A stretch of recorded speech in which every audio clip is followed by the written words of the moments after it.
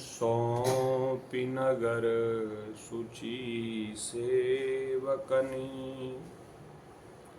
सादर सकल चलाए। सुमिर राम सिय चरण तब, चले भरत दूर। सुमिर राम सिय चरण तब, चले भरत दूर। दोनों भैया श्री भरत जी, शत्रुघ्न जी, श्री सीताराम जी के चरणों का स्मरण करके चले। राम दरस बस सब नर नारी, राम दरस बस सब नर नारी। जनु करी करनी, चले तकी बारी।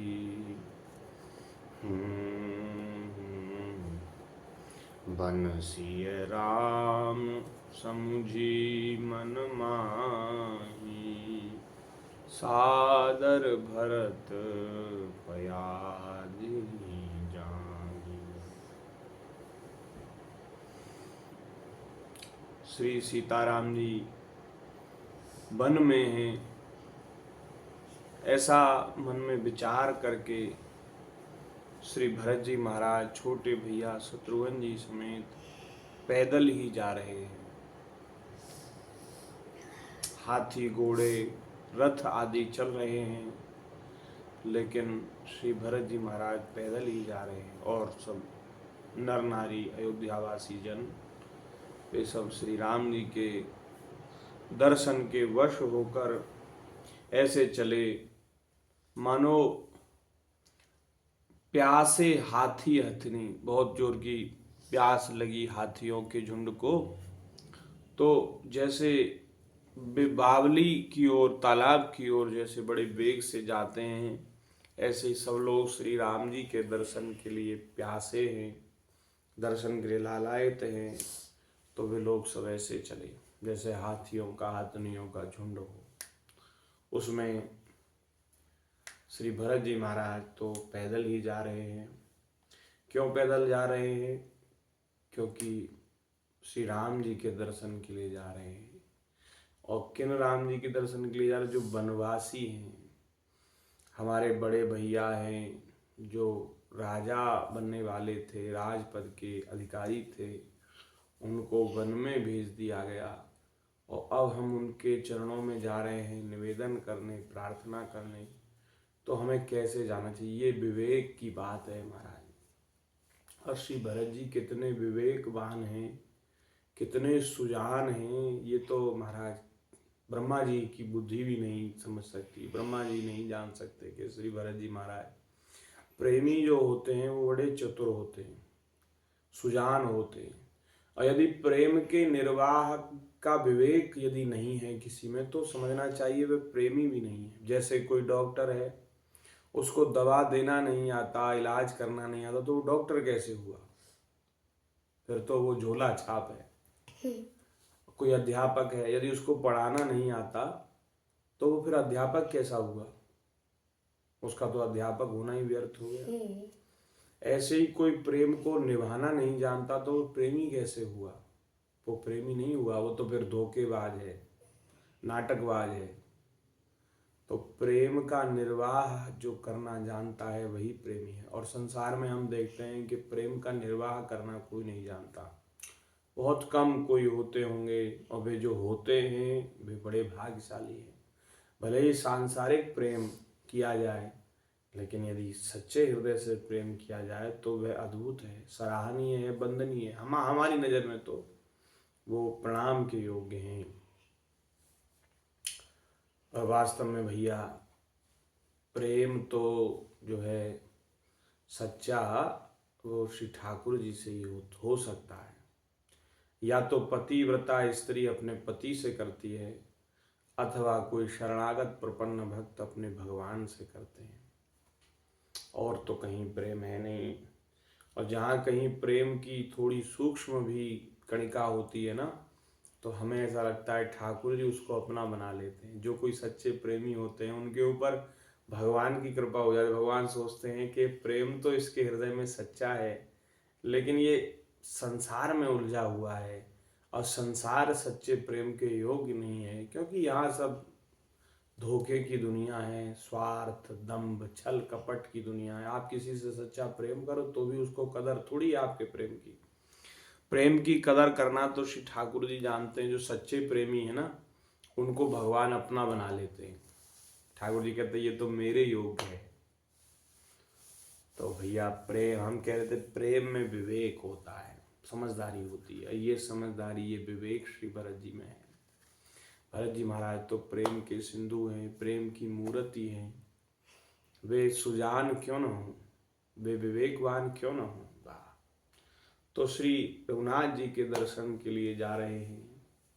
वनवासी श्री रघुनाथ जी, जिनको राजा होना था, वे वन में हैं, वन के दुखों को भोग रहे हैं, और हम उनको मनाने के लिए रथों में बैठ कर जाएं, घोड़ा पर बैठ कर जाएं, हाथी पर बैठ कर जाएं। ये कहाँ का विवेक, ये कहाँ की समझदारी। तो मनाने के लिए जा रहे, पैदल जा रहे हैं। और पैदल जा रहे नहीं, बिना खड़ाऊं के जा रहे हैं, बिना चरण पादुका के जा रहे हैं। क्योंकि ऐसा बता दिया था लोगों ने कि राम जी गए तो बिना चरण पादुका के गए। तो मेरे प्रभु ने वन की यात्रा बिना चरण पादुका के करी थी। ठाकुर जी बिना चरण पादुका के गए थे, इसलिए श्री भरत जी भी बिना चरण पादुका के जा रहे हैं। भरत जी के समान कौन है प्रेमी। सुंदर। महाराज अब आगे कह रहे हैं गोस्वामी जी कि देखी सनेहु लोग अनुरागे, उतरी चले है गय रथ त्यागे। देखी सनेहु, एक किसी एक प्रेमी का प्रेम देखकर, प्रेमी का प्रेम देखकर सब लोग अनुराग में भर गए। ये होती है प्रेम की महिमा। एक प्रेमी का प्रेम देखकर, एक किसी भक्ति की भक्ति को देखकर अनेकों लोग भक्त हो जाते हैं। ऐसे महापुरुष हुए ना, श्री महाप्रभु जी, चैतन्य महाप्रभु जी प्रेमावतार,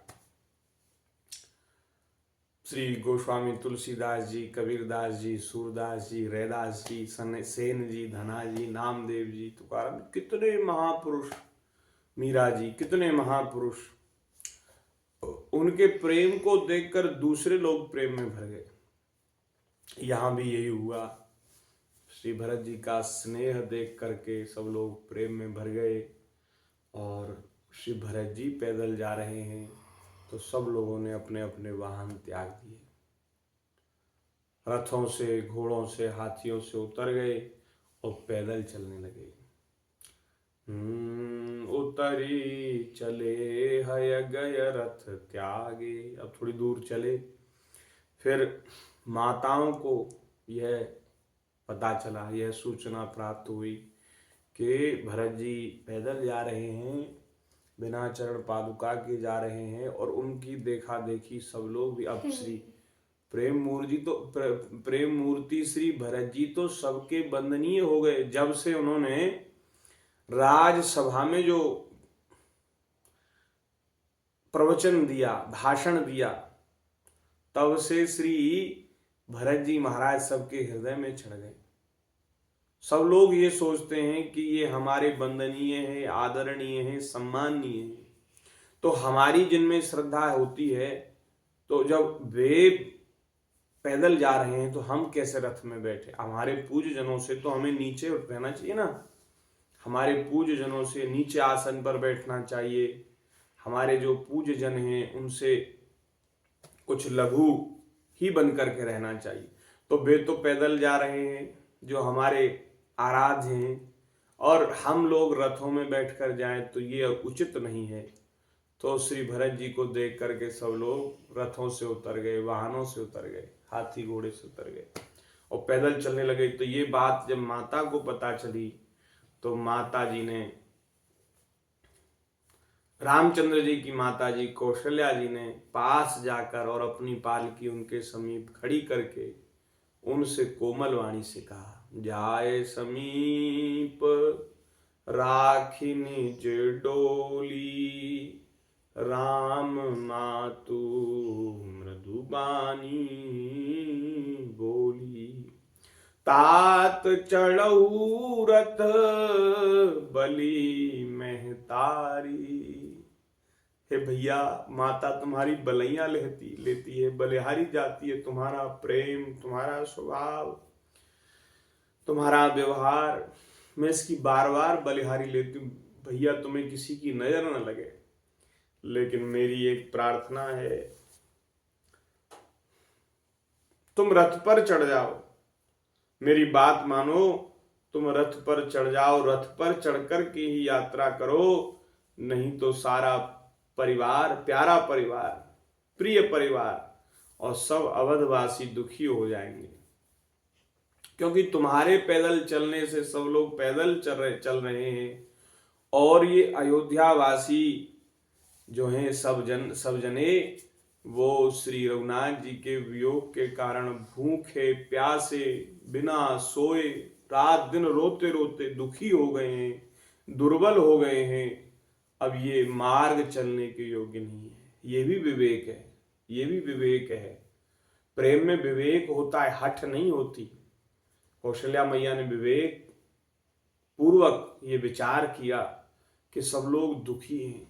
ये भरत जी ने जो किया बहुत अच्छा है और भरत जी की देखा देखी और सब लोग पैदल चलने लगे, ये भी अच्छा है। लेकिन माता जी ने, बड़ी है ना, बड़ी हैं, मैया हैं, तो उनके हृदय में वात्सल्य है, दुलार है और वे कुछ कहने की उनका अधिकार है, कुछ आज्ञा देने का अधिकार है। उन्होंने विचार किया कि भरत जी भी दुखी हैं, कई दिनों से बेचारे रो ही रो रहे हैं, न नींद आती है, न भूख लगती है, न प्यास लगती है, रात दिन जलते रहते हैं। और जो हालत भरत जी की है वही हालत सब अयोध्या वासियों की है। सब लोग दुखी हैं राम जी के वियोग के कारण। ये सोच सोच करके दुखी हैं कि वन में श्री सीताराम जी, श्री लक्ष्मण जी अनेकों प्रकार के कष्ट भोग रहे हैं, दुख भोग रहे हैं और हम अयोध्या के इन महलों में बड़े सुखपूर्वक रह रहे हैं। तो ये बात उनको जलाती रहती है। तो इससे सब लोग बड़े दुखी हैं ना। तो माता जी ने विचार किया कि ये जो हैं अयोध्यावासी और भरत जी भी, वो पैदल चलने के योग्य नहीं है। पैदल चलेंगे तो इनको और अधिक कष्ट होगा, वैसे ही बेचारे दुखी हैं, कष्ट में हैं। तो माता जी ने कहा जाकर के भरत जी से कि भैया तुम रथ में चढ़कर ही चलो, नहीं तो सब लोग पैदल चलेंगे और ये मार्ग पैदल चलने के योग्य नहीं है मार्ग में। हाँ हाँ, बड़ी सुंदर बात है। तात चढ़ऊ रथ बलि में तारी, नहीं तो होई है प्रिय परिवार दुखारी, तुमरे चलत चली है सब लोगू, सकल शोक कृश नहीं मग जोगू। तो महाराज कितनी सुंदर, मुझे तो बहुत अच्छी लगती है बात कि जब माता जी ने कहा ना कि बेटा सब लोग दुखी हैं, मार्ग चलने के योग्य नहीं, तो तुम रथ में चढ़ जाओ। तो भरत जी को ये बात बिल्कुल अच्छी नहीं लगी। जब चले यात्रा में तो ये बात बिल्कुल अपने मन में अच्छी नहीं लगी कि मैं रथ में बैठ कर जाऊं। लेकिन माता जी ने कहा और ये बात भरत जी को भी मालूम चली कि सब लोग दुखी हो रहे हैं मेरे कारण। तो प्रेम में जो है हठ नहीं होता, जिद नहीं होती, विवेक होता है, हठ नहीं होती। तो श्री भरत जी ने कहा कि जो आज्ञा माता जी, आपकी जैसी आज्ञा, मैं अब रथ में बैठकर यात्रा करूंगी।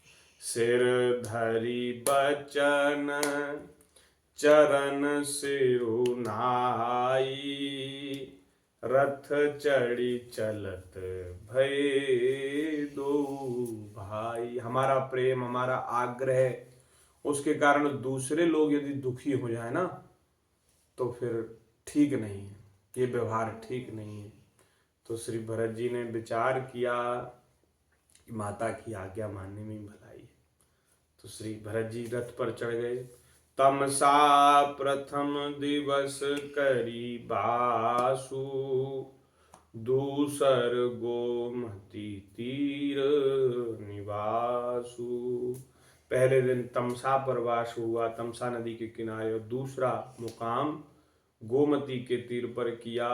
मार्ग में सब लोग नियम करते हुए जाते हैं, कोई तो फलाहार करते हैं, कोई केवल दूध ही पीकर रहते हैं, और कोई केवल रात में एक बार भोजन कर लेते हैं। भूषण आभूषण भोग विलास को छोड़कर सब लोग श्री राम जी के लिए नियम और व्रत करते हैं।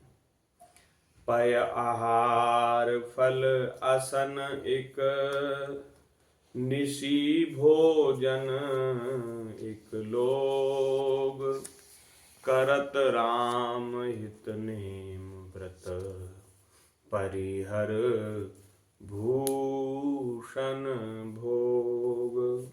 परिहर भूषण भोग, भोगों का त्याग करके और मार्ग में यात्रा कर रहे हैं, क्योंकि अवधवासी ये जानते हैं, विचार करते हैं कि श्री राम जी का दर्शन तो बड़े पुण्य से होता है। हम लोगों के बड़े पुण्य थे जो सरकार हमें दर्शन दिया करते थे अयोध्या में निवास करके।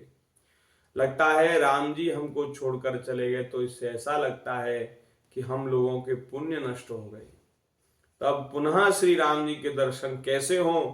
तो जब हमारे पास पुण्यों की पूंजी होगी तो रघुनाथ जी के दर्शन होंगे। तो अयोध्यावासी सब पुण्य अर्जित करते हुए जा रहे हैं। तीर्थों में यात्रा करें तो नियम पूर्वक करें। आजकल जो जैसे हम लोग तीर्थ यात्रा करते हैं, उल्टा सीधा खाकर पीकर ढाबा होटल में है, भैया मेरा निवेदन है तीर्थों में जाओ तो बड़ा पवित्र आहार फलाहार करो, और फलाहार करो, और नहीं तो बिना फलाहार के भी रहो। अगर सामर्थ्य हो तो एक समय बिल्कुल निराहार रहो, एक समय कुछ फलाहार कर लो। और ये महाराज तीर्थ यात्रा के नाम पर ये केवल केवल नाटक है।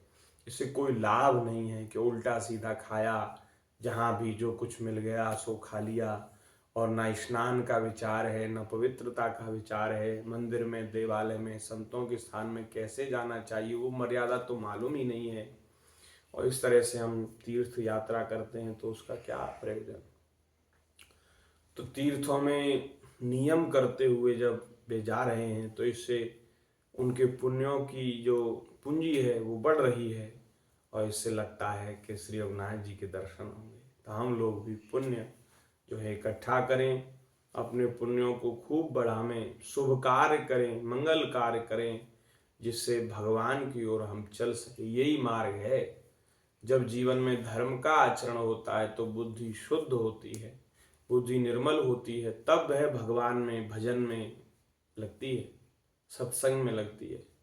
बुद्धि निर्मल नहीं होगी तो फिर भजन सत्संग की बात अच्छी नहीं लगेगी।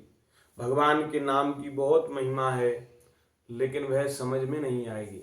बुद्धि शुद्ध होती है तो फिर अंतःकरण में सब बात समझ में आ जाती है, ज्ञान की बात सब हृदय में आ जाती है। और बुद्धि शुद्ध होती है पुण्यों से, धर्म के आचरण से, मर्यादा के पालन से। तो बस यहीं आज विराम करते हैं। जय जय श्री सीताराम। भरत भरत भैया भरत भरत भरत भरत भैया भरत भरत। राम प्यारे भरत, राम प्यारे भरत, राम प्यारे भरत, राम प्यारे भरत।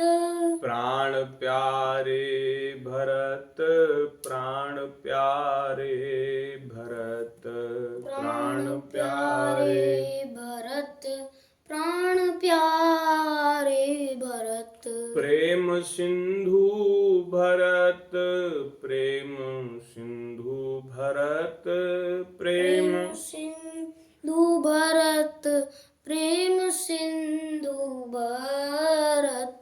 प्रेम मूरति भरत, प्रेम मूरति भरत, प्रेम मूरति भरत, प्रेम मूरति भरत। प्यारे भैया भरत, प्यारे भैया भरत, प्यारे भैया भरत, प्यारे भैया भरत। भरत चरित करनेम तुलसी जे सादर सुनहि, सिय राम पद प्रेम अवसि होय, भव रस भैरती। श्री भरत जी महाराज की जय।